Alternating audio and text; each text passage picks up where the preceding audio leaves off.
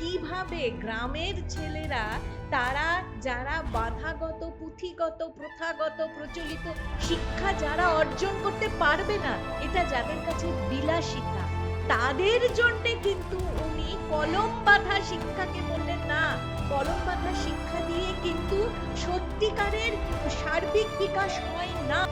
And these are the reasons which have painfully compelled me to ask Your Excellency, with due reverence and regret, to relieve me of my title of knighthood, which I had the honor to accept from His Majesty the King at the hands of your predecessor. ওদের মতো চলতে গিয়ে খড় কুটো যা আসবে সাথে নিয়ে চলো, ফেলে এসো না, কাউকে ফেলে এসো না, সাথে নিয়ে চলো।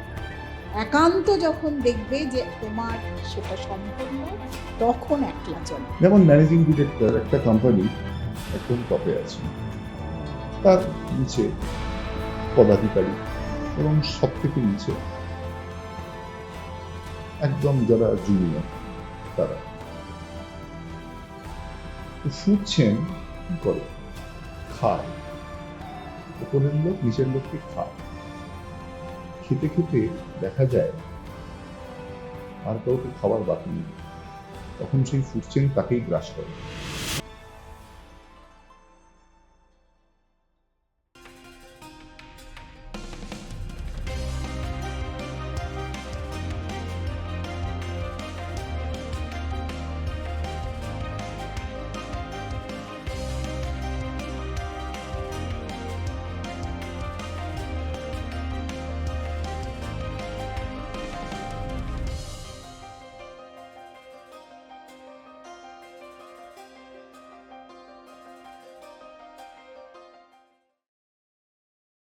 Hello and welcome to T talkers episode. এমন একজনকে নিয়ে আজকের এপিসোডে কথা বলবো, যিনি শুধু বাংলা নন বা বাঙালি নন, বিশ্বের সব স্তরে এমন একটা মার্ক রেখে গেছেন যেটা শুধু বাঙালির জন্য নয়, মানুষের জন্য একটি এক্সাম্পল। আমরা আজকে কথা বলবো এমন একটি মানুষকে নিয়ে, যে মানুষ শুধুমাত্র আমাদের বাঁচতে শেখাননি, আমাদের লড়াই করে বাঁচতে শিখিয়েছেন। এমন একজন মানুষ যিনি শুধুমাত্র সাহিত্যের বীজ বপন করা নয়, তিনি সাহিত্যের গাছে কিভাবে ফুল ফোটাতে হয় সেটাও শিখিয়েছেন।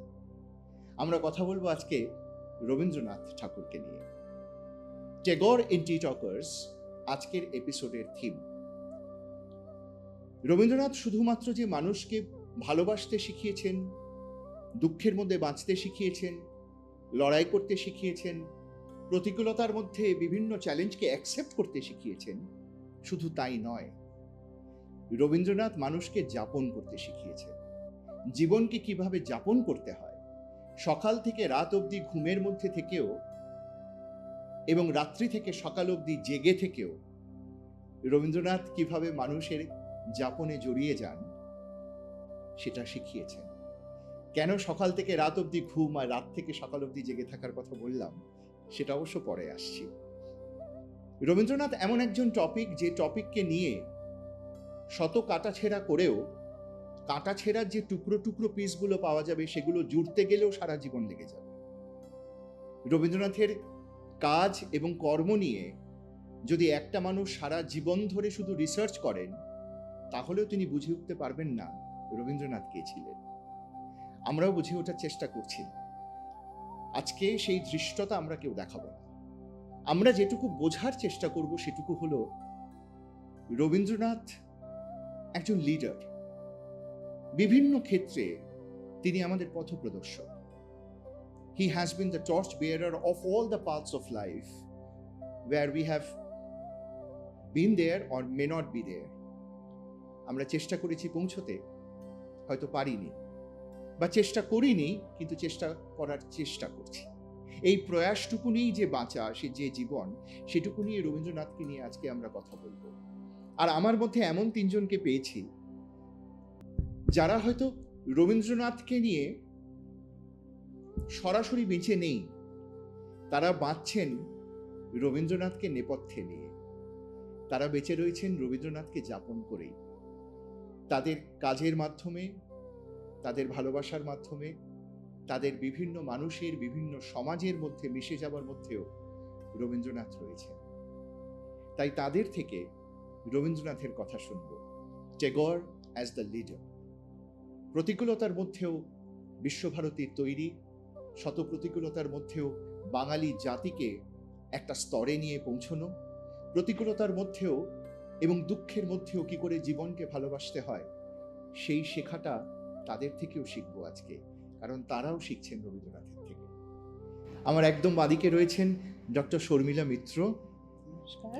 ম্যাডামকে তোমরা দেখলে হয়তো আমার পুরনো কোনো এপিসোডের কথা তোমাদের মনে পড়বে, যেখানে আমরা আনন্দে বেঁচে বেঁচে থাকার কথা বলেছি, যেখানে আমরা ইয়াং ছেলে মেয়েদেরকে নিয়ে কথা বলেছি। কারণ ম্যাডামের জীবনের অনেকটা সময় এখনো কাটছে অবশ্য এই ছোট ছোট ছেলে মেয়েদেরকে নিয়ে। এবং আমি ওনাকে একটা প্রশ্ন করেছিলাম যে আজ থেকে 20 বছর আগেকার ছোট ছোট ছেলে মেয়েদের যে জীবনযাপন আর এখনকার ছেলে মেয়েদের জীবনযাপনের মধ্যে তো অনেক তফাৎ। সেই তফাতের সাথে কি আপনিও পাল্টালেন? আজকে আবার এই প্রশ্নটা করবো, কিন্তু আজকে সেই প্রশ্নের সাথে ঘুরে আসবে রবীন্দ্রনাথ। রবীন্দ্রনাথ কি তাকে অনুপ্রেরণা জাগালেন এই পাল্টে যাওয়া নিয়ে? আসবো ফিরে। আমার ডান দিকে রয়েছে ব্রতিক বন্দ্যোপাধ্যায়। ব্রতিকদার সাথে আমার আলাপ কর্মজীবনের থেকে, একটি কাজের জন্য ব্রতিকদার অফিসে আমার বারবার যেতে হয়েছে।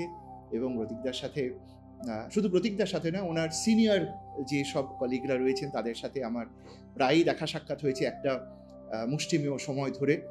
এবং তাদের মধ্যে থেকে ব্রতিকদা আলাদা করে আমার শ্রদ্ধার জায়গায় চলে এলেন, সেটাও বলবো একটু পরে। তবে ব্রতিকদা যে বীজটা বপন করছেন আমার মধ্যে, সেটা হচ্ছে এই যে বললাম যে রবীন্দ্রনাথ যেমন সাহিত্যের বীজ বপনের সাথে সাহিত্যের ফুলের রঙও ছড়িয়েছেন, ব্রতিকদাও তার মতো করে আমার মধ্যে ছড়াচ্ছেন কিছুটা। মাঝে মাঝেই আমাকে হোয়াটসঅ্যাপে পাঠাতে থাকে, এটা পড়ো ওটা পড়ো। তাই উজ্জীবিত হই, অনুপ্রাণিত হই এবং চেষ্টা করি সেগুলোর মধ্যে বাঁচার। আর ব্রতিকদার ডান দিকে রয়েছেন মিসেস উর্মিলা সেন। ম্যাডাম নিজেও একজন প্রফেসর, উনি পড়াচ্ছেন, কিন্তু তার থেকেও বড় উনিও কিন্তু কবিতার মধ্যেই যাপন করেন। একজন বাচিক শিল্পী, কবিতা যাপন করেন, বিভিন্ন লেখা নিয়ে চর্চা করছেন। এবং একটা কবিতা শুধুমাত্র যে কয়েকটা পংক্তি বা কয়েকটা লাইন নয়, সেই লাইনগুলোর মধ্যেও জীবনের স্তরে স্তরে তার মানে পাল্টায়। সেটাও কিন্তু ওনার থেকে শিখবো আজকে। সেটাও হয়তো কোথাও একটা রবীন্দ্রনাথ বলে দিয়ে গেছেন। ছোটবেলার গগনে গরজে ঘন বরষা, কুলে একা বসে আছি নাহি ভরসা, সেই ছোটবেলার পড়া আর এখনকার পড়ার মধ্যে অনেক তফাৎ। মাকে আজ পড়ে না মনে, শুধু কখন খেলতে গিয়ে হঠাৎ অকারণে। এই মাকে মনে পড়ে না যে ছোট ছেলেটির, তার কেন মনে পড়ে না? আর যে মাকে হারায় তার কেন মনে পড়ে না? সেই দুটো না মনে পড়ার মধ্যে অনেক যাপন থাকে, সেগুলো নিয়েও কথা বলবো। তাই আজকের আড্ডাটা তোমাদের প্রত্যেকের সাথে, সবাইকে তুমিতে চলে এলাম, তুমি না এলে আমরা আড্ডায় আসতে পারবো না। প্রথম যেটা আমার, আসলে এটা কোনো প্রশ্ন নয়, আমার ভীষণ জানতে ইচ্ছা করছে, এই উত্তরটা তোমরা আপনারা যে কেউ দিতে পারেন। যেটা আমার জানতে ইচ্ছা করছে, এই যে শান্তিনিকেতন বা বিশ্বভারতী, এই বিশ্বভারতী তৈরির পেছনে শুধুমাত্র একটা কনসেপ্ট নয়, একটা দীর্ঘ লড়াই চলেছে। বিশ্বভারতী শুধুমাত্র পুঁথিগত বিদ্যা নিয়ে রবীন্দ্রনাথ ভাবেননি যে শুধুমাত্র বই নিয়ে ছেলেমেয়েরা পড়াশোনা করবে, তাদের একটা সার্বিক ডেভেলপমেন্ট। তাদেরকে নিয়ে রবীন্দ্রনাথ ভেবেছেন যে এই ছেলেমেয়েদেরকে যদি আমরা একটা বিশ্বমানের তৈরি করতে পারি, তাহলে এই ছেলেমেয়েরা একদিন সারা বিশ্বে নিজের মতো করে লড়াই করতে পারবে। তোমাদের কি মনে হয়? বলি, বলো।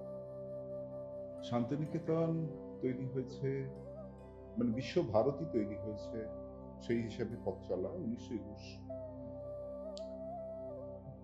তার ঠিক আগে 1918 সালে প্রথম বিশ্বযুদ্ধ শেষ হয়েছে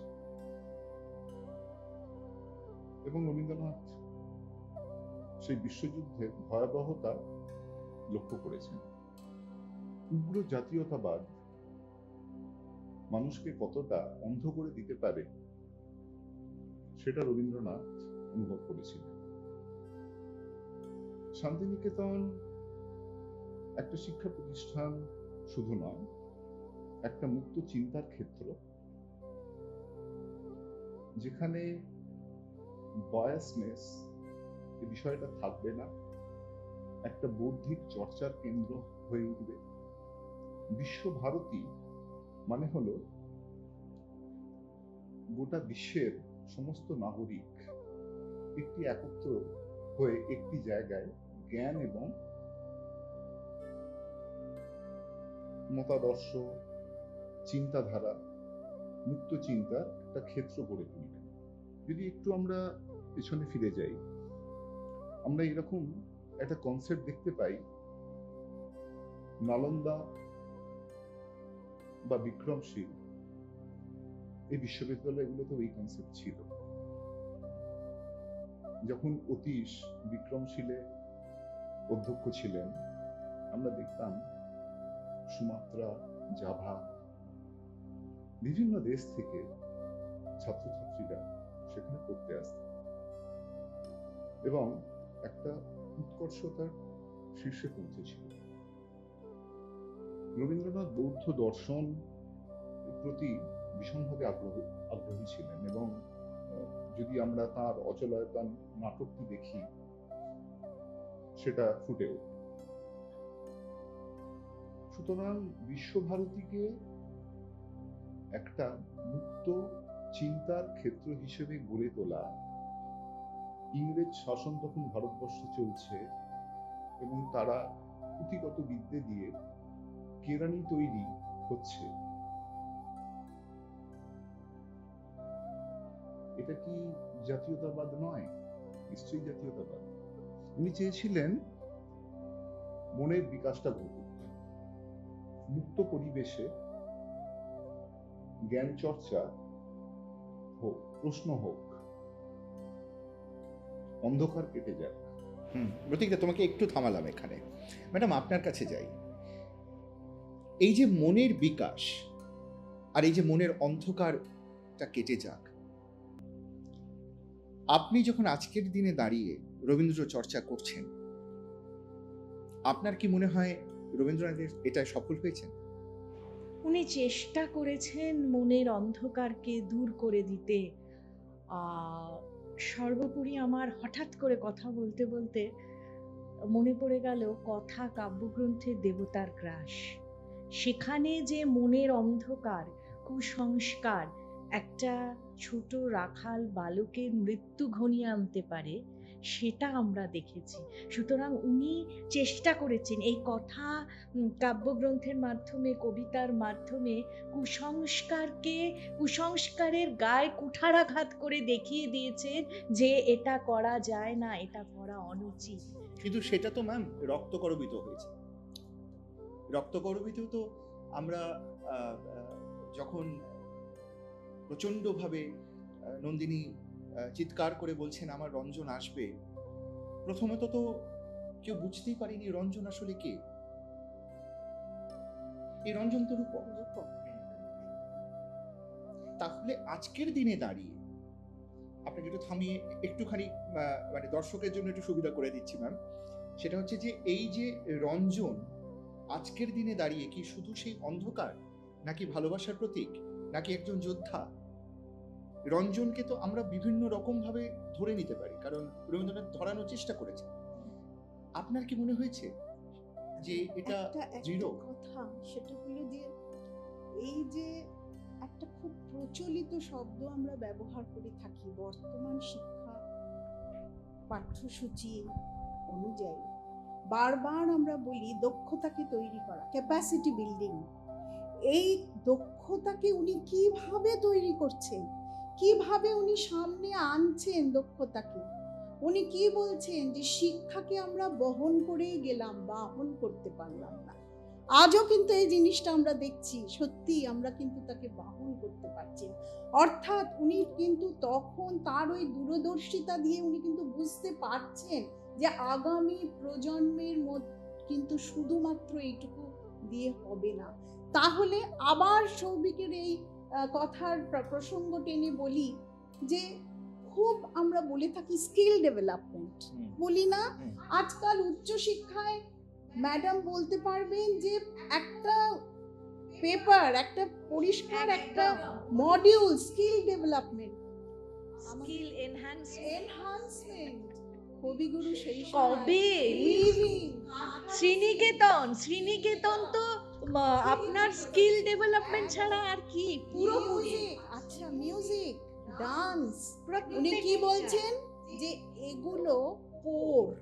আমি একদম প্রসঙ্গ বর্তমান শিক্ষাতে গিয়ে বলছি কোর।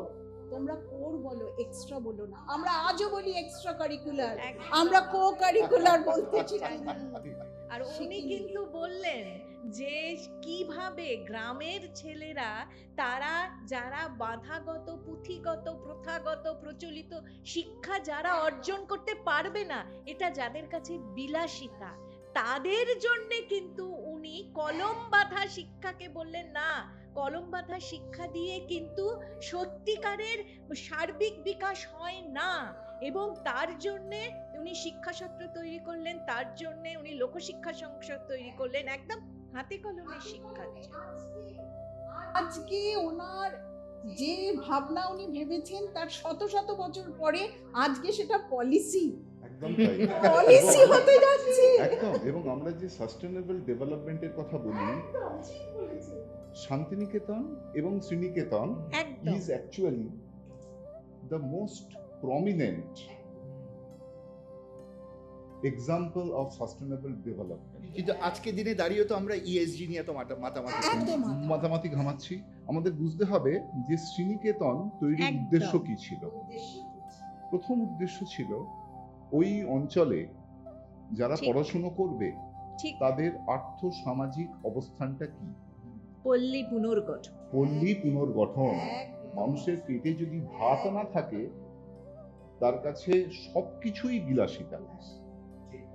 এবং পরবর্তীকালে তার পুত্র রথীন্দ্রনাথ হ্যাঁ, শ্রীনিকেতনকে এগিয়ে নিয়ে যেতে সাহায্য করেছিলেন।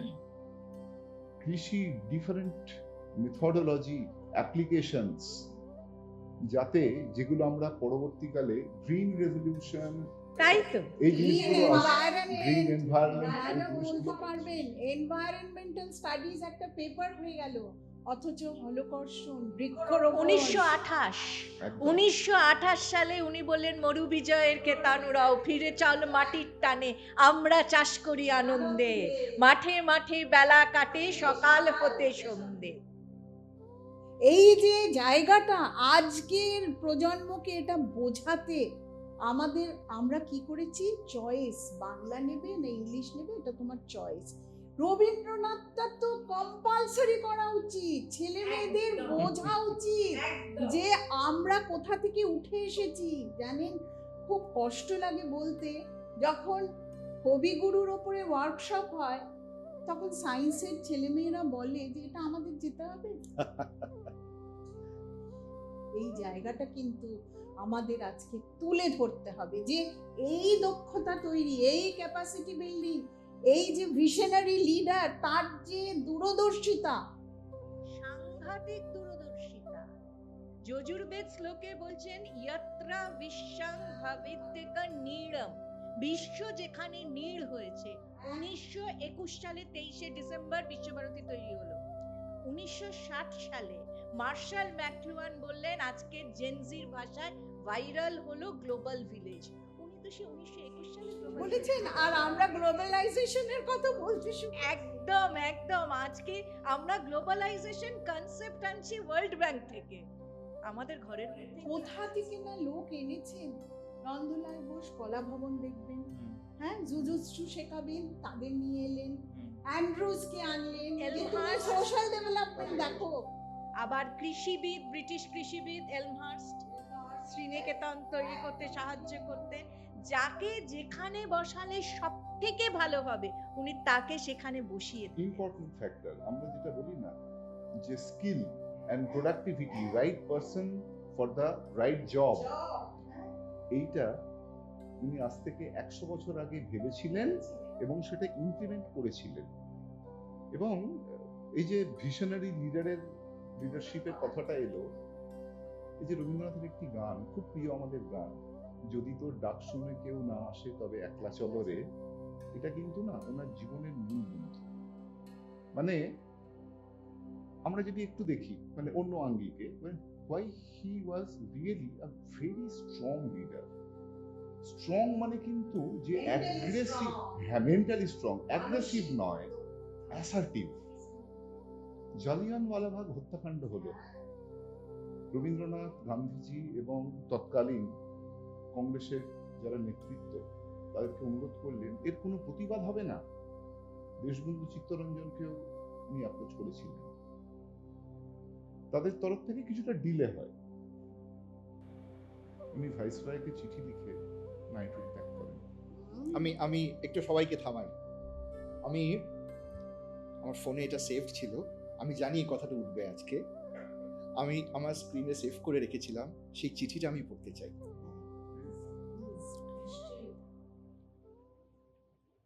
To Lord Chelmsford, Viceroy of India, 31st May 1919.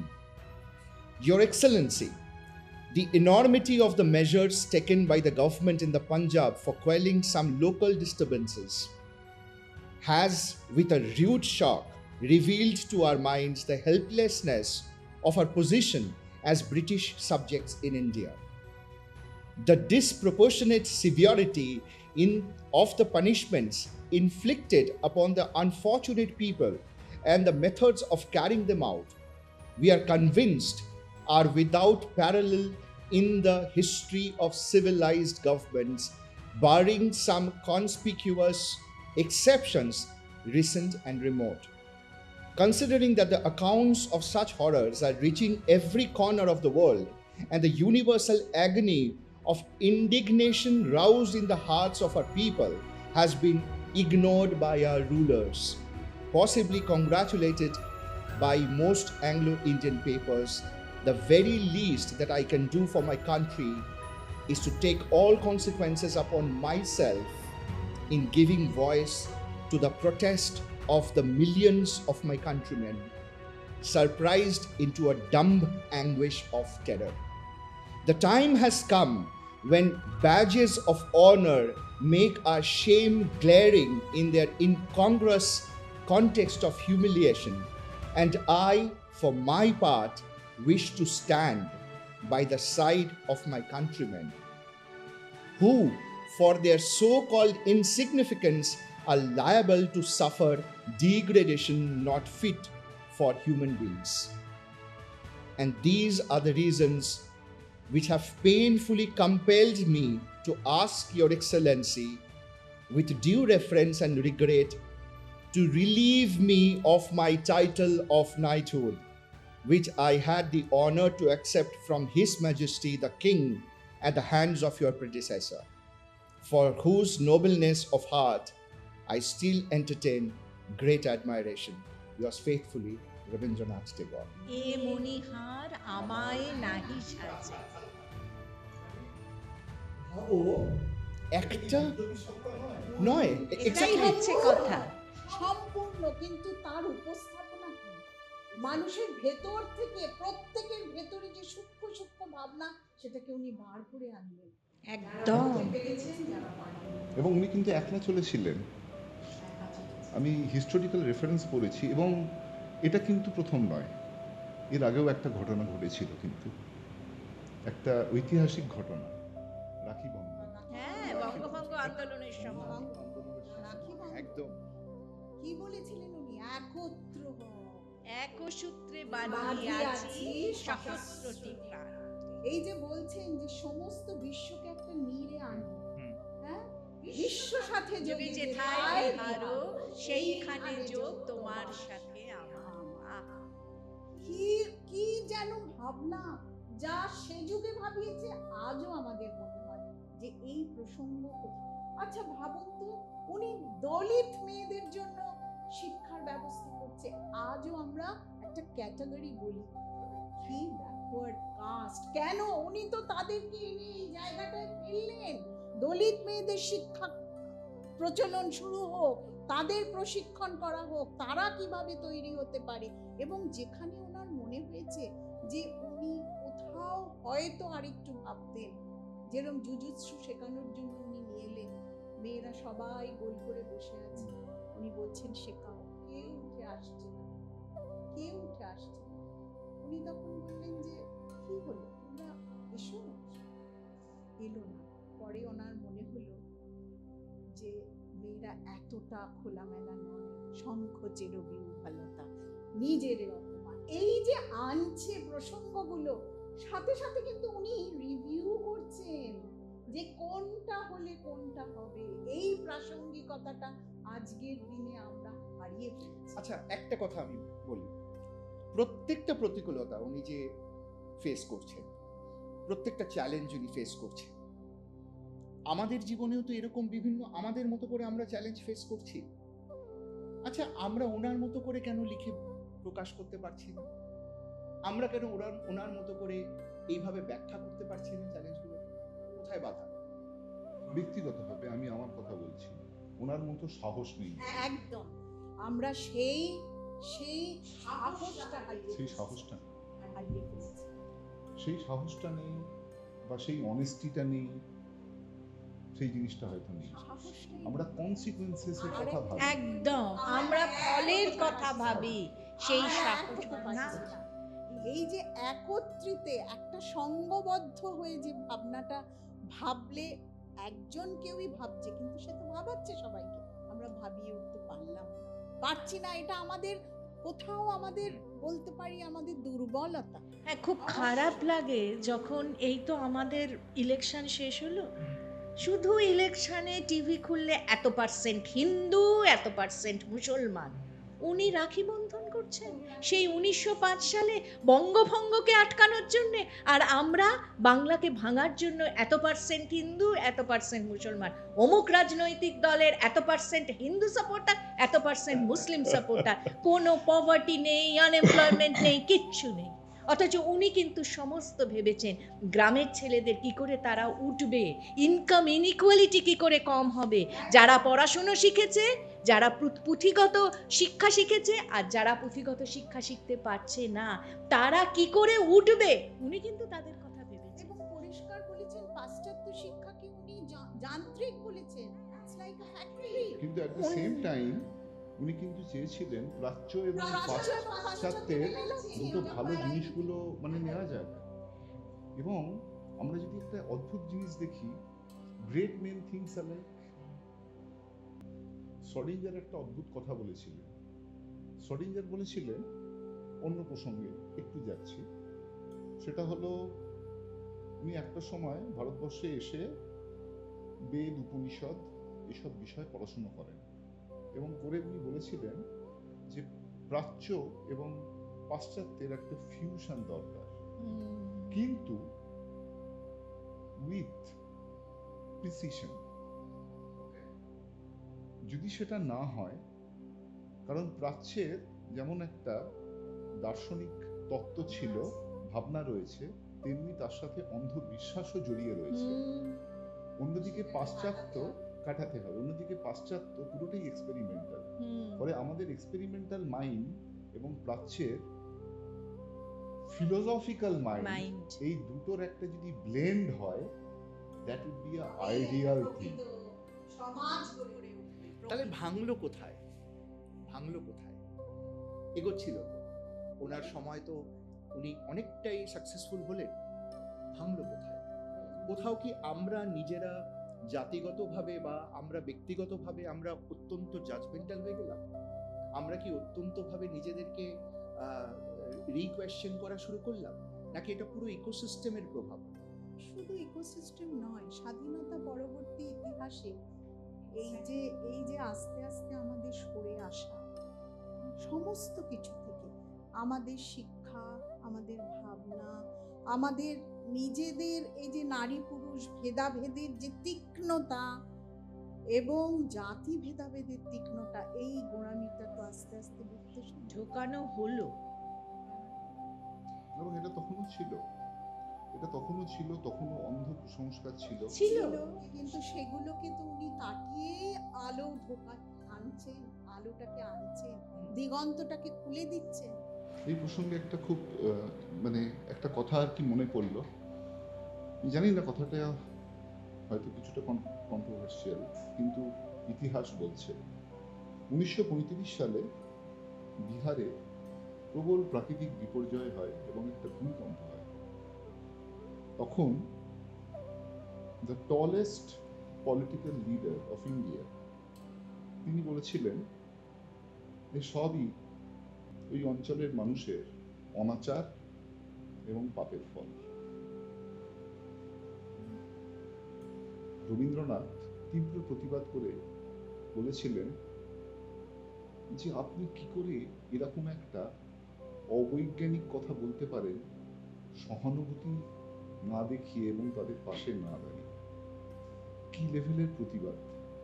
এবং একইভাবে উনি যখন আইনস্টাইনের সাথেও দেখা করেন তখন অনেকে অবাক হয়েছিলেন যে রবীন্দ্রনাথ ঠাকুরের মতো একজন সাহিত্যিক, যিনি সাহিত্য নিয়ে আছেন, তিনি এত বিজ্ঞান নিয়ে কি করে কথা বলেন, তার মধ্যে এত বিজ্ঞান বপন কে করলেন।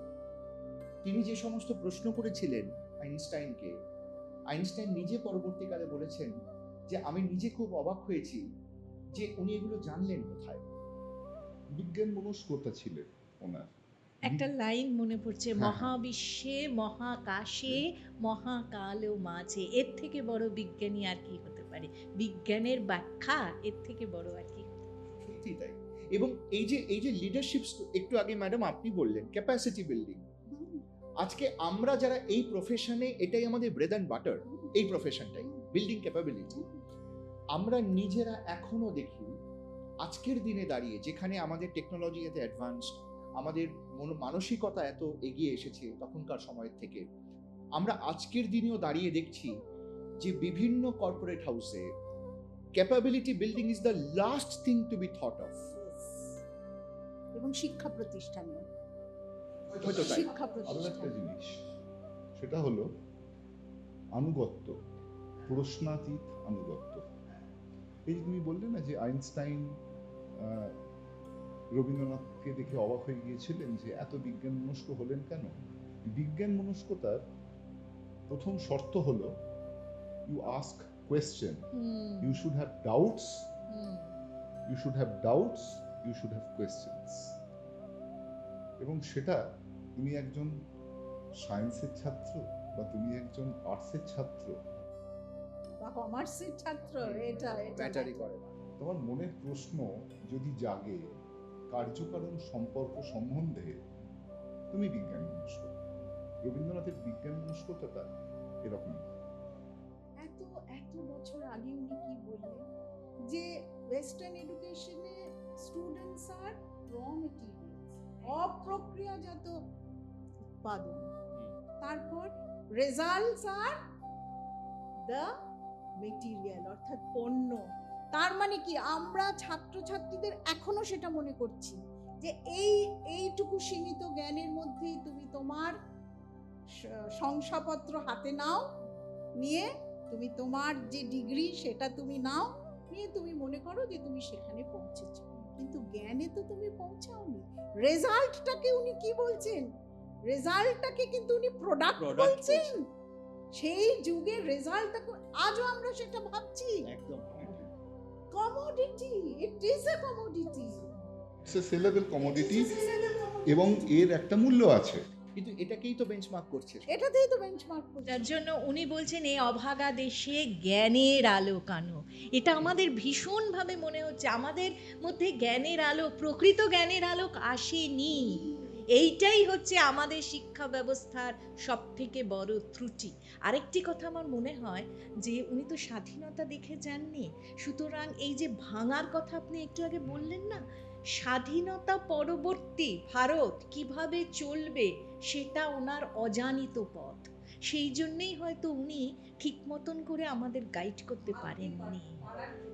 না, আমাদের দুর্ভাগ্য যে ওনার মৃত্যু 6 বছর বাদে আমরা স্বাধীনতা পেয়েছি। যদি পেতাম তাহলে হয়তো উনি তখনও আমাদের ওরিয়েন্ট করে আমাদের ঠিক মতো পথ দেখিয়ে যেতে পারতেন, পথপ্রদর্শন। কিন্তু এখানে আমার আরেকটা প্রশ্ন এসে যায়, সুভাষচন্দ্র বসু এমন একজন ব্যক্তিত্ব যার মধ্যে সাংঘাতিক অ্যাগ্রেসিভনেস, একজন আইডিয়াল ইন্ডিয়ান লিডার, অ্যাসার্টিভনেস এবং প্রখর, সেটা প্রখর এবং সেটা এমনভাবে প্রকাশ পেয়েছে যেখানে সেই অ্যাসার্টিভনেসটাই মানুষকে ইনফ্লুয়েন্স করেছে সেই সময়।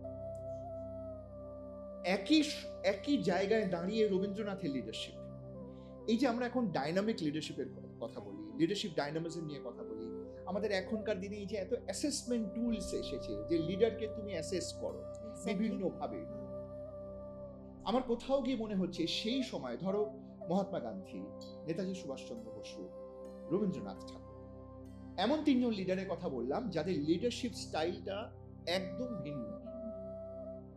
কিন্তু এবার যদি সুভাষচন্দ্র বসু এবং মহাত্মা গান্ধীকে আমি একটু কিছুক্ষণ সরিয়ে রাখি এবং শুধু রবীন্দ্রনাথকে ওই দুটো জায়গায় ফেলার চেষ্টা করি, তোমরা কিভাবে দেখবে সেটাকে? মানে ধরো রবীন্দ্রনাথের অ্যাগ্রেসিভনেস, রবীন্দ্রনাথের তো ব্যবহারিক অ্যাগ্রেসিভনেস তো ছিল, সমস্তটাই সৌভিক ওনার কাব্য গদ্য কলমে বেরিয়েছে। এই কলমে বেরিয়ে আসার ফলে তার যে স্নিগ্ধতা, তার যে প্রখরতা, সেটার মধ্যে কিন্তু একেবারে যারা যোদ্ধা, যারা সেইভাবে কাজ করছে, তাদের সঙ্গে ওনার এখানে একটা বিরাট, এখানে হয়তো রবীন্দ্রনাথের কলমের লেখা বা ওনার লেখাগুলোই হয়তো সুভাষচন্দ্রকে অনুপ্রাণিত করছে। এবং শুধু সুভাষচন্দ্র বোস না, আজকেও ওনার লেখা রয়ে গেছে। আজকেও যদি কোনো পাঠক এই লেখা পড়ে তারা কিন্তু অনুপ্রাণিত হতে পারবে। তারা কিন্তু তাদের জীবনের বিভিন্ন ক্ষেত্রে, যে ক্ষেত্রে বলুন, তারা কিন্তু পথপ্রদর্শক একজন পাবে। এখানেই রবীন্দ্রনাথের বৈশিষ্ট্য। এখানে একটা একটু মানে তাত্ত্বিক দ্বন্দ্ব দু একটা জায়গা রয়েছে। সুভাষচন্দ্র বসুর একমাত্র লক্ষ্য ছিল ব্রিটিশ হটানো। এবারে যে কথাগুলো বলবো সেটা হয়তো কিছুটা বিতর্ক সৃষ্টি করতে পারে, কিন্তু সমালোচনা নয়। The approach was different. Rabindranath, দেখুন গান্ধীজির অসহযোগ আন্দোলন চলছে, তখন বিদেশি কাপড় পোড়ানো হচ্ছে, বিলিতি দ্রব্য বর্জন করা হচ্ছে। উনি জানলে অবাক হবে, তার বিরোধিতা করেছিলেন। হ্যাঁ, ঘরে বাইরে উপন্যাসিত তাই। হ্যাঁ, এর দুটো কারণ যদি আমার মনে হয়েছে। একটা হলো এগুলো করে আলটিমেটলি তুমি কিছু অ্যাচিভ করতে পারবে না, এবং সেকেন্ড হলো উনি উগ্র জাতীয়তাবাদের বিরোধী একটা স্ট্যান্ডে নিয়েছিলেন, এবং সেটা কিন্তু ওই প্রথম বিশ্বযুদ্ধের ক্ষত, এটা কিন্তু ওনাকে অনেকটাই তাড়িত করেছে। এবং সুতরাং ওনার অ্যাপ্রোচটা ছিল অন্যরকম। কিন্তু কবিতা বা গান বা নাটক বা উপন্যাস, আমরা যদি মুক্ত ধারা নিয়ে একটু কথা বলি, হ্যাঁ, আজকে যখন আমরা মেধা পাটেকারকে দেখি, নর্মদা আন্দোলন, আমাদের অভিজিতের কথা মনে পড়ে না? পড়ে তো হ্যাঁ, রবীন্দ্রনাথ চেয়েছিলেন জীবনটা হোক মুক্ত ধারা, যেখানে কোনো বাঁধন থাকবে না, স্রোতের মতো জীবন বয়ে যাবে। ওনার অ্যাপ্রোচটা ছিল অন্যরকম। এবং এই স্রোতের মতো চলতে গিয়ে খড় কুটো যা আসবে সাথে নিয়ে চলো, ফেলে এসো না, কাউকে ফেলে এসো না, সাথে নিয়ে চলো। একান্ত যখন দেখবে যে তোমার সেটা সম্ভব নয়, তখন একলা চলো। কিন্তু এই সার্বিক যে গতিটা, এই গতিটা উনি মানুষের মধ্যে থেকে আটকাতে চাননি। সব সময় বলেছেন যে আমরা ভাবতে শেখাবো না, ভাবনাটা নিজের আসুক। Capacity, think of capacity, I will not build capacity. আমি ক্যাপাসিটি তৈরি করে দেব না, দক্ষতা তৈরি করে দেব না। তৈরি হওয়ার কথা ভাবো, যেটা দিয়ে তুমি শুরু করলে। শয়নে স্বপনে ভাবো, রাতে ভাবো, সকালে আমি কিভাবে আমার গতিটাকে নিয়ে যাব। ঠিক একইভাবে মানে আবার একটু মডার্ন যুগে চলে আসি। এখনকার সময় আমরা যখনই কোনো কর্পোরেট ওয়ার্ল্ডে স্টেপ ইন করি বা কোনো কোম্পানিতে স্টেপ ইন করছি, সেখানকার হিউম্যান রিসোর্স ম্যানেজারদের সাথে কথা বলছি, তারা আমাদেরকে বলছে আমাদের ক্যাপাবিলিটি বিল্ডিং দরকার, ক্যাপাসিটি বিল্ডিং দরকার। তারা কিন্তু শুধুমাত্র ক্যাপাসিটি বিল্ডিং একটা ট্রেনিং প্রোগ্রামের সাথে কানেক্ট করে রাখছে, কিন্তু সেটা কিন্তু নয়। না, সেটাকে ক্যাপাসিটি বিল্ডিং কিন্তু একটা কালচার ডেভেলপমেন্ট, একদম এটা কিন্তু একটা ইকোসিস্টেম ডেভেলপ। ওই ইকোসিস্টেমটাই তো শান্তিনিকেতনের মাধ্যমে করেছেন উনি, একদম। ইকোলজি উনি একদম। করেছেন।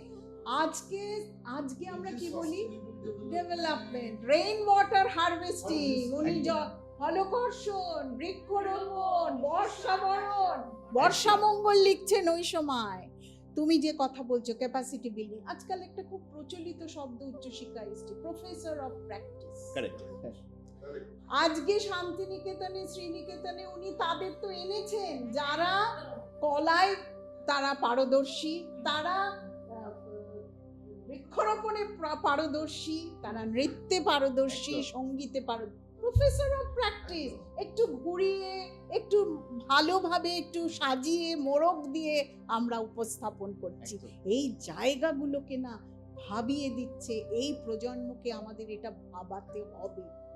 সব থেকে বড় কথা, উনি এই পুঁথিগত বিদ্যা মানে বই পড়ো, commit to the memory and vomit to the paper, absolutely বিরোধী ছিলেন। এবং এটাও কিন্তু উনি ওই ব্রিটিশদের যে কিরানি তৈরির পদ্ধতি, একটা সময় তো বাঙালি কি হয়েছিল, হ্যাঁ, সেই প্রথাগত শিক্ষার বিরুদ্ধে গিয়েই শান্তিনিকেতন তৈরি। উনি শান্তিনিকেতন তৈরি, আমার ব্যক্তিগতভাবে ওনাকে যেটুকু পড়েছি, খুব সামান্য পড়ে মনে হয়েছে হিউম্যান পোটেনশিয়ালকে আনলিশ করার একটা ক্ষেত্র তৈরি করে দেওয়া, একটা মুক্তাঙ্গন, একটা প্ল্যাটফর্ম হবে। আর একটা কিন্তু আনলিশটা সে নিজে করবে, একদম মানে তাকে শুধু ইগনাইট করিয়ে দেওয়া। একদম। তাকে একটা প্রপার পরিবেশ, একটা প্রপার ইকোসিস্টেম দিতে হবে। তারপরে সে ভাববে। এবং সেটা হয়েছে পরবর্তীকালে। সৌভিক, আমি তোমায় প্রশ্ন করি, এখন কি সেটা হচ্ছে?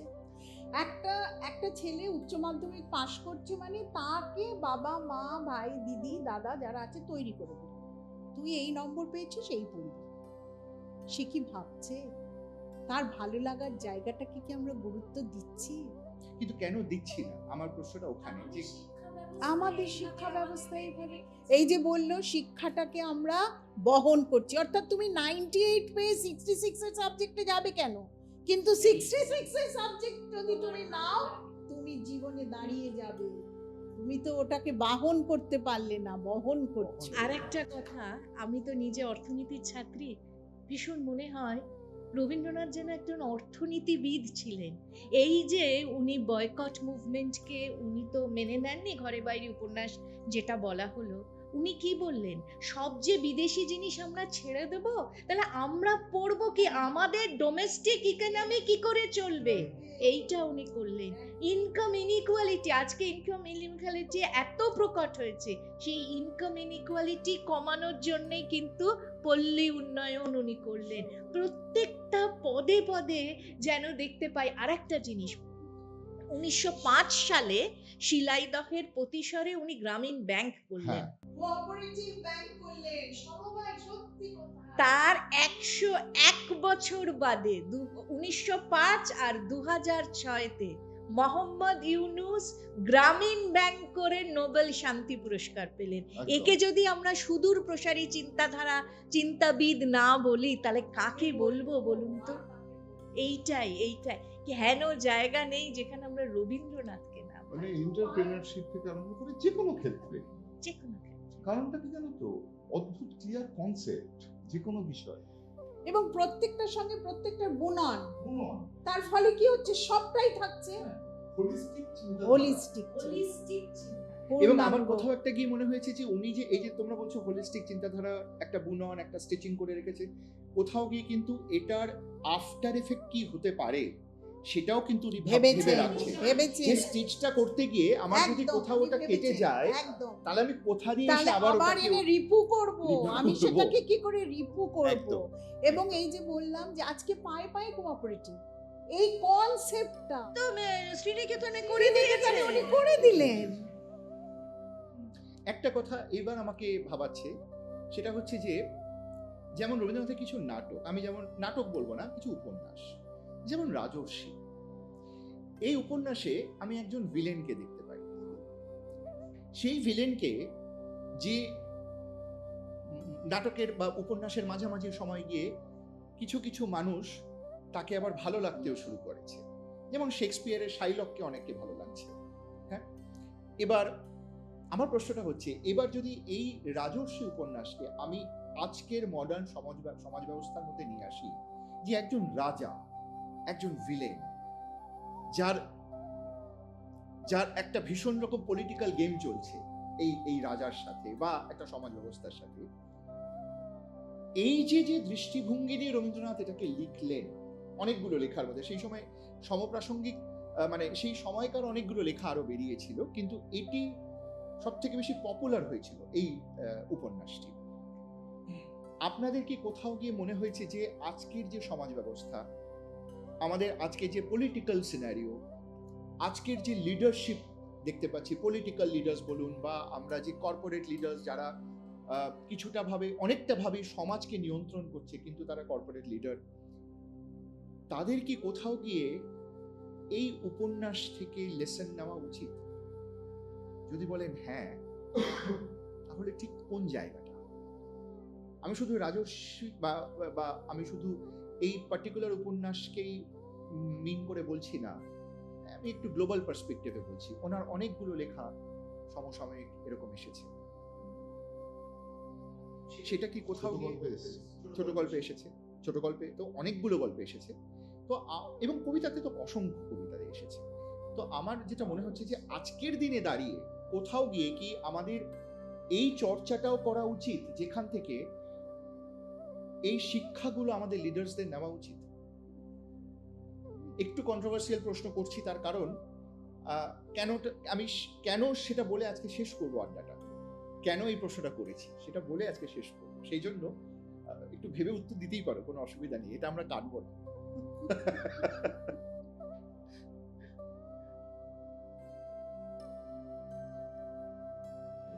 যদি রবীন্দ্রনাথের লেখা আমরা পড়ি, হ্যাঁ, মানে লেখা বলতে আমি কিন্তু গান, কবিতা, প্রবন্ধ সবকিছু,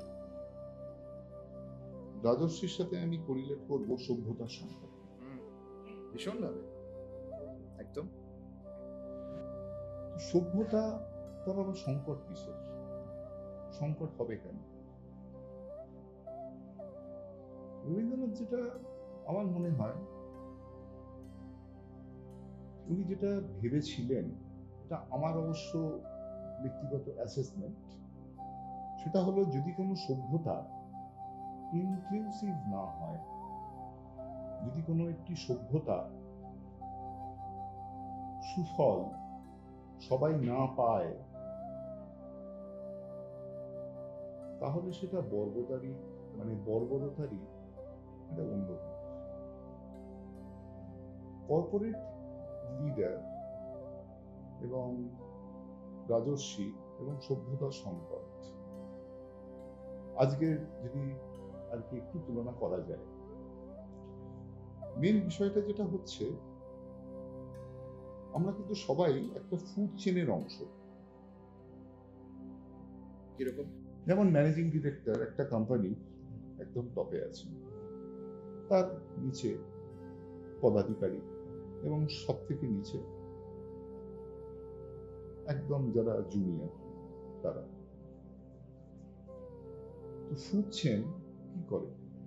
খায়, উপরের লোক নিচের লোককে খায়, খেতে খেতে দেখা যায় আর কাউকে খাবার বাকি নেই, তখন সেই ফুড চেন তাকেই গ্রাস করে। এবং এই ফুড চেন কেউ উপরে উঠছে, কেউ নিচে নামছে। কম্পিটিটিভনেস এবং অ্যানিমোসিটি, এই দুটো কিন্তু ডিফারেন্ট জায়গা। ঠিক, আমরা প্রতিযোগিতা করছি, কিন্তু প্রতিযোগিতা করতে করতে একে অন্যের শত্রু হয়ে উঠছি না তো? এই প্রশ্নটা করাটা ভীষণ প্রয়োজন। রবীন্দ্রনাথ লিখেছেন, বসিয়া আছো কেন আপন মনে, স্বার্থ নিমগ্ন কি কারণে? মানে আমরা মানুষরা, এটা আমাদের কোর হিউম্যান ইনস্টিংক্ট, আত্মরক্ষা। একদম ঠিক আছে, একদম পরিষ্কার কথায় আসে, আত্মরক্ষা। আমি ভালো থাকবো, অন্যায় নেই, কিন্তু আমি ভালো থাকতে গিয়ে ওনাকে খারাপ রাখছি, সমস্যাটা এইখানে। তাতে ওয়েলফেয়ার হয় না। এটা কখনো সাস্টেনেবল হতে পারে না, এবং এই জন্য it's a loop, it's a vicious loop. Ma'am, এইটা কি কোনোভাবে এডুকেশন সিস্টেমে আমরা ভেবেছি বা ভাবতে পারি? ভাবতে পারিনি, কিন্তু ভাবা শুরু করেছি। আচ্ছা। অর্থাৎ প্রগতি এবং নেতিবাচক এই দুটো জায়গাকে আমরা সেগ্রিগেট করব। প্রগতির মধ্যেও কিছু নেগেটিভিটি থাকবে, প্রোগ্রেসের মধ্যে। আবার শুধু একটা জায়গায় হচ্ছে যেখানে শুধুমাত্র একটা নেতিবাচক ভাবনাকে তৈরি করার কাজ, তাদের প্রগতির সঙ্গে কোনো মিল নেই। প্রগতি কিন্তু নেতিবাচক কেন? প্রগতিকে এগিয়ে নিয়ে যাওয়ার জন্য। যেটা বাদ দিতে হবে বাদ দিতে হবে, যেটা রাখতে হবে রাখতে হবে। আর একটা ভাবনাই গড়ে উঠেছে শুধু নেতিবাচক, যেটা কোনো প্রগতিকেই আমরা মানব না। তাহলে আমরা কি মানব? এটা কিন্তু আমাদের কাছে স্পষ্ট না। এই জন্যই এই যুগের ছাত্রদেরকে দরকার এই ভাবনাগুলোকে স্পষ্ট করা। তাদের সঙ্গে বসলে সৌভিক প্রচুর প্রশ্ন কিন্তু তাদের মনে। এই প্রশ্নগুলো যদি একের পর এক উত্তর করে করে তাদেরকে এগিয়ে নিয়ে যাওয়া যায়, এর মতন রিসোর্স পৃথিবীতে নেই। এর মতো রিসোর্স পৃথিবীতে নেই। যে বয়সের ছেলে মেয়েদের আমরা পাই 18 পর থেকে 21-22, অসাধারণ রিসোর্স, সত্যি অসাধারণ রিসোর্স। তারা কি না পারে, তারা ভাবতে পারে, ভাবনাটাকে ইমপ্লিমেন্ট করতে পারে, কার্যকরী করতে পারে, কিন্তু ভাবানোর মানুষটা কি আর আছে? মোটিভেশন কেন? এবং সেটাকে চ্যানেলাইজ করিয়ে দাও, চ্যানেলাইজ, তাকে চ্যানেলাইজ করে দেওয়া। কারণ সে এতটাই কনফিউজড, সে এতটাই চারিদিকে তার কাছে এত অপশন। মানে আমার মনে হয় যদি রবীন্দ্রনাথ আজকের দিনে সত্যি সশরীরে থাকতেন, আমার মনে হয় আমাদের বিশ্বে, শুধুমাত্র বাংলায় নয় বা শান্তিনিকেতনে নয়, সারা বিশ্বে এডুকেশন সিস্টেমটা এরকম জায়গায় এসে দাঁড়াতো না। আমরা এডুকেশন সিস্টেমকে একটা হোলিস্টিক ডেভেলপমেন্টে নিয়ে যেতে পারতাম। না, আমি কিন্তু এখানে একটু বিরোধিতা করব। সেটা হচ্ছে রবীন্দ্রনাথের কিন্তু এখন আর সশরীরে থাকার দরকার নেই। উনি যে ভান্ডার, উনি যে ভাণ্ড রেখে গেছেন, সেটাকে যদি আমরা পরতে পরতে অ্যানালিসিস করি, রিসার্চ করি, তাহলেই কিন্তু এই সমস্যার সমাধানগুলো হয়ে যাবে। উনি কিন্তু সব ওনার সৃষ্টির মধ্যে রেখে গেছেন, আমাদের শুধু সেগুলো খুলতে হবে, খুঁজে নিতে হবে। কিন্তু সেই খুঁজে নেওয়ার পথপ্রদর্শকও তো দরকার। তাই জন্যই তো রবীন্দ্রনাথকে আরো বেশি করে পড়াতে হবে, আরো বেশি করে। ম্যাডাম যেটা বললেন, রবীন্দ্রনাথ একটা কম্পালসারি সাবজেক্ট, যেরকম ল্যাঙ্গুয়েজ কম্পালসারি সাবজেক্ট হয়েছে, সেরকম টেগোর কম্পালসারি সাবজেক্ট করা উচিত। ওনার, আমি বলবো, গান না, উপন্যাস না, ওনার প্রবন্ধগুলোকে পড়াতে। রবীন্দ্রনাথের ছেলেবেলাটা পড়া হোক, একটা পাঠ হোক, সব সময় একটা থাকবে যেখানে ওইটা পড়ে শোনানো হবে যে কি জায়গা থেকে রবীন্দ্রনাথের এই ভাবনা। ছেলেমেয়েরা সেটাই শুনুক, ছেলেবেলা পড়ছে। এটা খুব গুরুত্বপূর্ণ কথা, মানে যেটা ম্যাডাম বললেন যে প্রবন্ধগুলো পড়া হোক। এই প্রসঙ্গে একটা লেখা পড়েছিলাম এবং সেই প্রসঙ্গটাতে যাব। রবীন্দ্রনাথের তো সমসাময়িক অনেকে ছিলেন, ডিএল রায় ছিলেন, প্রমথ চৌধুরী, এনাদের নাম অবশ্যই আসবে, নজরুল ইসলাম ছিলেন। তা সত্ত্বেও বাঙালি জীবনে বোধহয় রবীন্দ্রনাথের প্রভাব আজকে অবধি তুলনামূলকভাবে সবচেয়ে বেশি। ব্যাপারটা এরকম নয় তো যে আমরা রবীন্দ্রনাথকে একটা কমোডিটি বানিয়ে ফেলেছি। না না, রবীন্দ্রনাথ তো কমোডিটি হয়েছে। রবীন্দ্রনাথের গান গেয়ে কত লোকে উপার্জন করছেন, সেটাই কি লক্ষ্য হয়ে গেছে? এটা ছেড়ে দিন, আজকের দিনে শান্তিনিকেতন চলছে রবীন্দ্রনাথকে বিক্রি করে, এবং আমার এটা বলতে কোনো অসুবিধা নেই, অন ক্যামেরা এটা আনএডিটেড যাবে, কারণ এটা ধ্রুব সত্য কথা। আজকে শান্তিনিকেতন, বোলপুর বা শ্রীনিকেতন বা খোয়াই বা ওই পুরো বেল্টটা, একটা কোপাই থেকে শুরু অর্থনৈতিক করে সবটুকু একটা অর্থনৈতিক ডেভেলপমেন্ট, ডেভেলপমেন্ট, সার্বিক ডেভেলপমেন্ট। আজকের দিনে দাঁড়িয়ে ওখানকার গরিব মানুষেরা কুড়ে খাচ্ছেন শুধু শুধুমাত্র রবীন্দ্রনাথ। রবীন্দ্রনাথকে নিয়ে। একটা কথা এখানে একটু বলি, হুম। রবীন্দ্রনাথের ঠাকুর বাড়ির রান্না কি ভীষণ জনপ্রিয় হয়ে যাচ্ছে বলুন তো। রবীন্দ্রনাথের কবিতা ছেড়ে দিলাম, নাটক ছেড়ে দিলাম, ভাবনা ছেড়ে দিলাম, ঠাকুর বাড়ির রান্না। এবং যখনই আমরা বাঙালিরা কোনো রেস্তোরাঁয় দেখছি আজকে মেনু ঠাকুর বাড়ির রান্না, কি যে বুঝলাম জানি না, হ্যাঁ। চলে গেল। চলে গেল। এই জায়গাগুলো ভাবুন যে প্রতিটা পকেটকে, প্রতিটা জিনিসকে কিভাবে এরা Commercialize করছে। কমার্শিয়ালাইজ, পুরোপুরি কমার্শিয়ালাইজ, একদম। পণ্য হয়ে যাচ্ছেন। ফলে রবীন্দ্রনাথকে নিয়ে যে বৌদ্ধিক চিন্তা, হ্যাঁ, তার দর্শন, সেটা হারিয়ে গেছে। সেই বিষয়ে চর্চাটা বন্ধ হচ্ছে হয়ে না। গেছে। মুষ্টিমেয় That is the কয়েকটি রবীন্দ্রসঙ্গীত গাওয়া হচ্ছে, কঠিন কঠিন রবীন্দ্রসঙ্গীত। মাফ করবেন, হয়তো গায়করা আমার উপরে রেগে যাবেন, তারা দেখছেন না, তারা ছুটছেন না।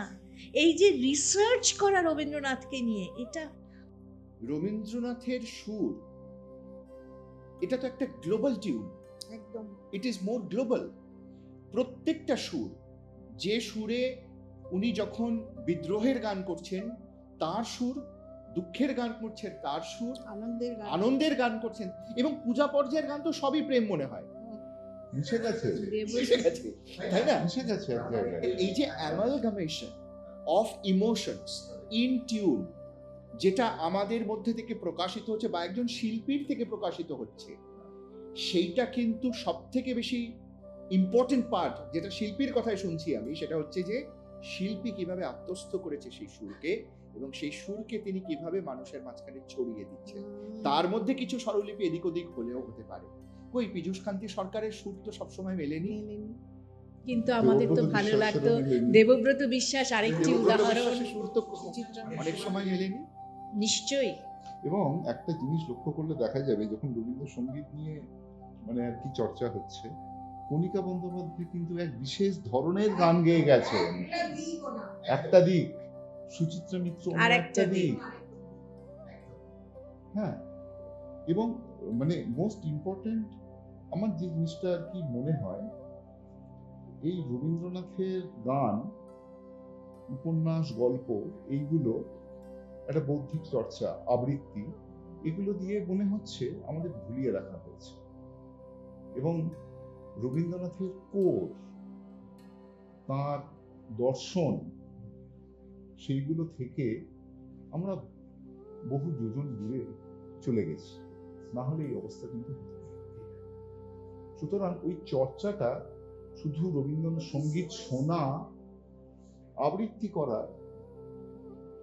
ও ক্ষেত্রে না। উনি একটা খুব গুরুত্বপূর্ণ কথা বললেন, ভীষণ, আমি মানে এই জিনিসটা আমি একদম মানে নোট করে রাখলাম। আমি কিছু কিছু পড়েছি, ওনার প্রবন্ধগুলো পড়া, ওনার চিঠিপত্রগুলো পড়া।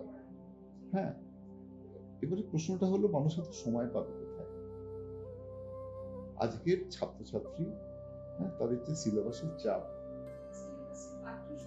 যদি রাখতে হবে, যেটা ম্যাডাম প্রথম থেকে বলছেন, একটা way out compulsory। বেরিয়ে যাবে, কিন্তু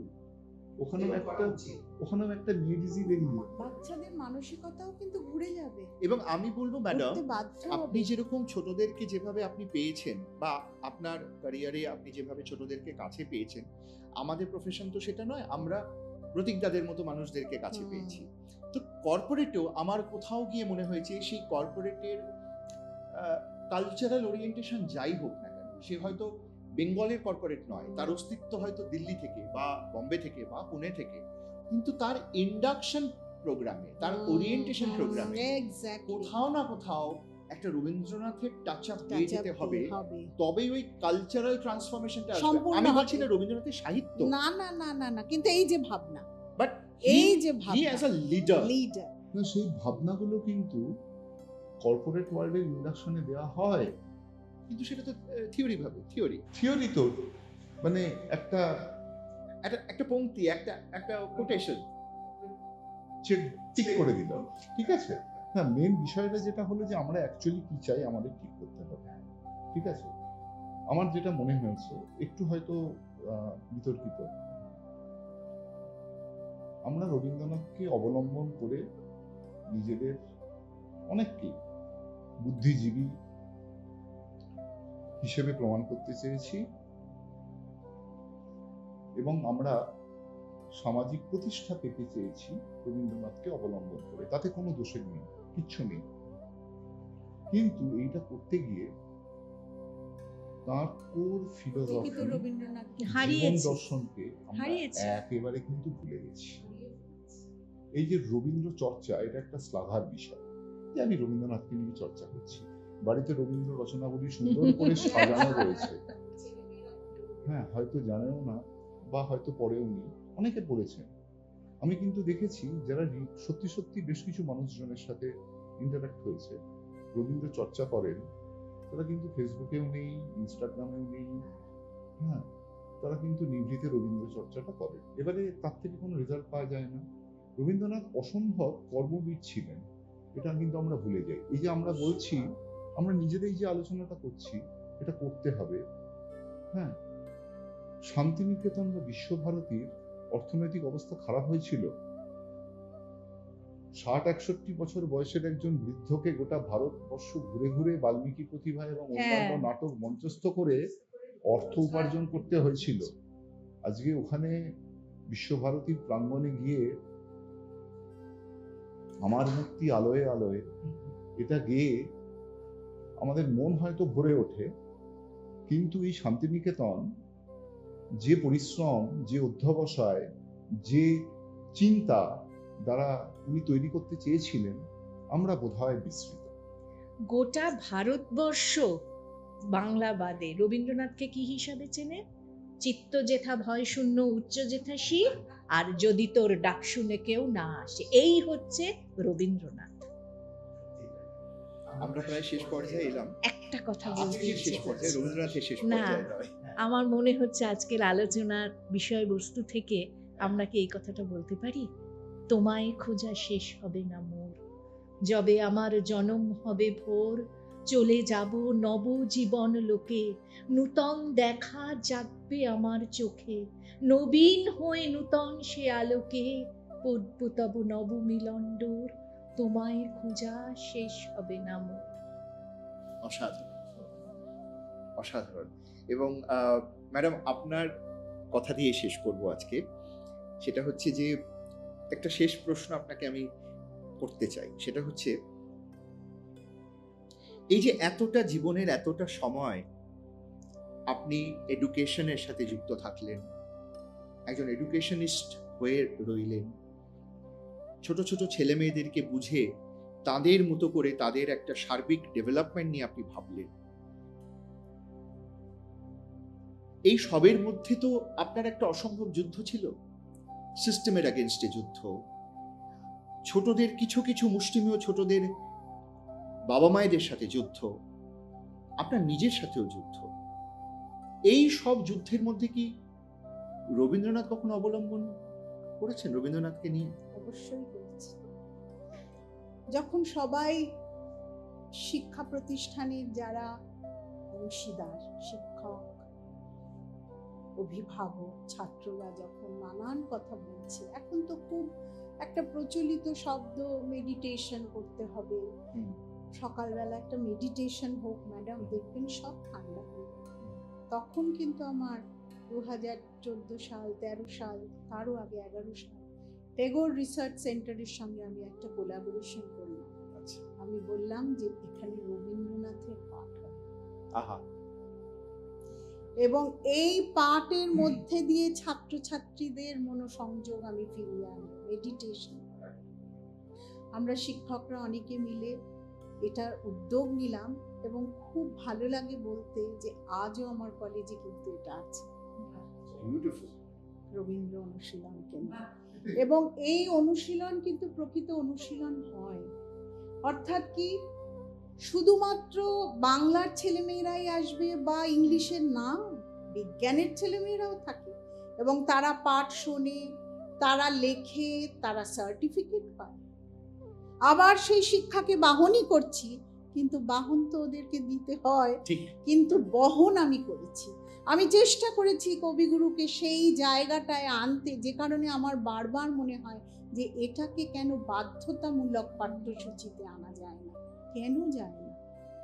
শুধু কি 25শে বৈশাখ 22শে শ্রাবণ দিয়ে শেষ না? আসলে এই আলোচনার শেষ নেই প্রতীকদা, এবং এই আলোচনার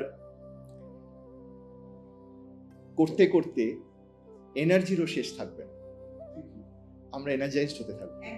যেটা শেষ হবে আমাদের ক্যামেরার কার্ডের সময় আর বয়স, তার ক্যাপাসিটি, কার্ডের একটা ক্যাপাসিটি আছে। তো তাই আলোচনাটা অনলাইন শেষ করলাম, অফলাইন চলবে এবার আমাদের আলোচনা। কিন্তু শেষ করার আগে যেটা আমাদের এবং আমার টিটকার্স টিম এবং আমার প্রত্যেকের কাছে বলা, বিশেষ করে আমার মিডিয়া বন্ধুদের কাছে একটি কথা বলতে চাই। গত 10 থেকে 15 বছর যাবত যে কোনো মিডিয়া, ইলেকট্রনিক মিডিয়ার চ্যানেল খুললে অনেক কিছু শোনা যায়। এ ওকে দোষ দিচ্ছে, সে তাকে গালাগালি দিচ্ছে, সে সেই করেনি, আমরা এই করেছি। সপ্তাহে একটা দিন একটু রবীন্দ্র চর্চাও করুন না, এমন কিছু মানুষদের ডাকুন না, তারা একটুখানি রবীন্দ্র বপন করুক সবার মধ্যে। যেখানে প্রাইম টাইম 7টা থেকে 7:30টায় আবার অমুক তাবার অমুক নিয়ে এত অনুষ্ঠান হয়,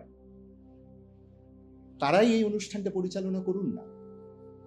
এই যে আমরা কথা বলছি যে আমাদের এই করতে হবে সেই করতে হবে, আপনাদের ছাড়া তো পারবো না, মিডিয়া ছাড়া তো পারবো না। আমি তো ক্ষুদ্র, টিটকার্স তো ক্ষুদ্র।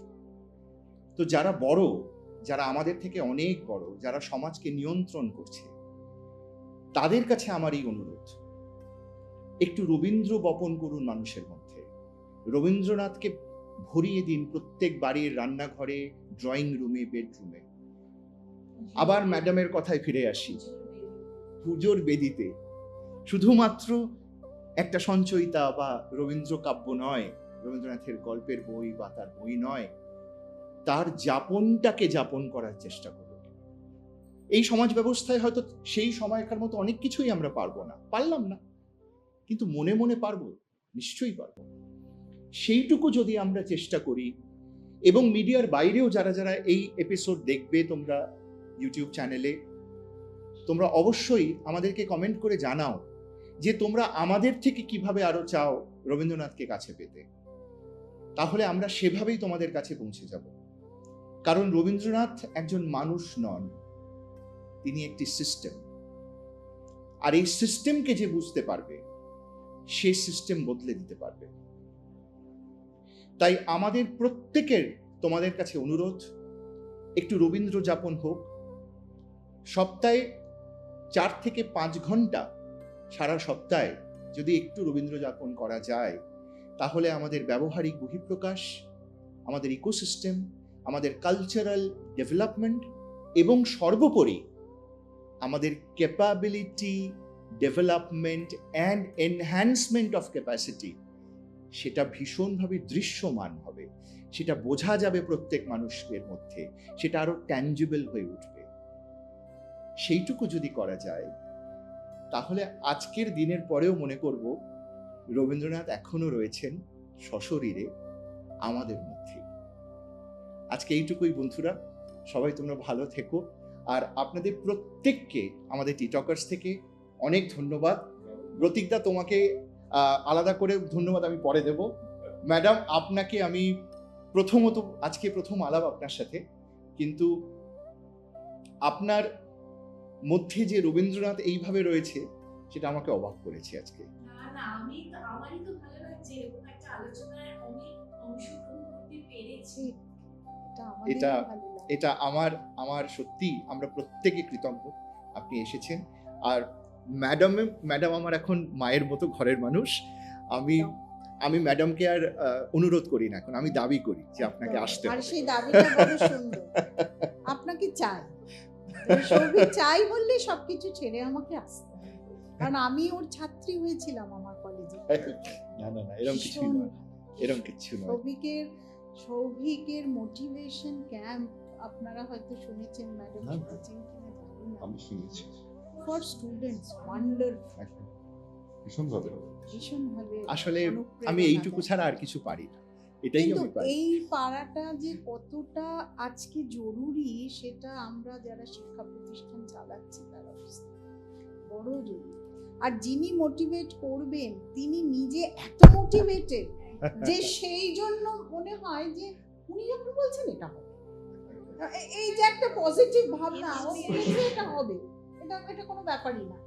এই জায়গাগুলো না ছোট ছোট করে ভীষণ কাজ করে। এটা চরম অনুপ্রেরণা আসলে। এই নেক্সট কিছু মাস এবার আমি আরো জোরে দৌড়তে পারবো, এবং এই জন্যই আমি ওনাদেরকে দাবি করি আসার জন্য, যাতে না, আমার না, পেছনে আমার খুব আগুনটা উনি ভালো জ্বালিয়ে দেন। ভীষণ আহ, ভালো লাগে যে এই আলোচনাগুলোতে শুধু অংশগ্রহণ, সকলের সঙ্গে একটা বিনিময়, আলাপচারিতা, এগুলো তো দরকার না, আমাদের বয়সে তো বেশি দরকার, আপনাদের অত থ্যাংক ইউ সো মাচ।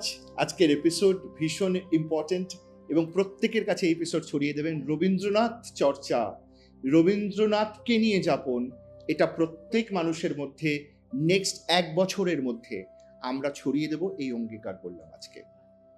ভালো থাকুন, রবীন্দ্রনাথকে নিয়ে থাকুন, রবীন্দ্রনাথকে যাপন করুন, আর প্রত্যেক সকাল সন্ধ্যায় শুধু মনে মনে নয়, সুপ্তভাবে নয়, নেপথ্যে নয়, জোরালো গড়ায় জোর করে রবীন্দ্রনাথকে যাপন করুন।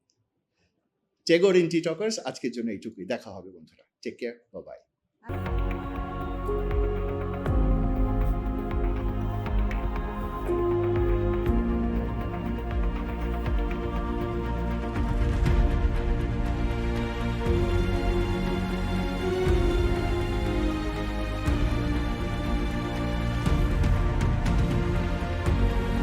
Very great voice. After Amitabh Bachchan, I think you rank quite well.